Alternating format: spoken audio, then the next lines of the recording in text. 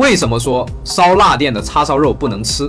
村头刘寡妇是这样说的：15一斤的梅花肉，老板拿叉烧酱一腌，炉子里转半小时，一小块就要50多起步。每次鼓起勇气买一点，几口就没了，根本吃不过瘾。蠢货，跟着邪修老祖20元，让你实现叉烧肉自由。梅花肉放入锅中，煎至两面金黄，倒入2瓶养乐多，半瓶生抽，1瓶水，煮开以后撇浮沫，盖上盖子，中小火煮25分钟，中间翻面，最后2分钟大火收汁。外皮甜脆带焦香，肉心嫩滑流蜜汁。看我干啥？快让爱你的狗子去做！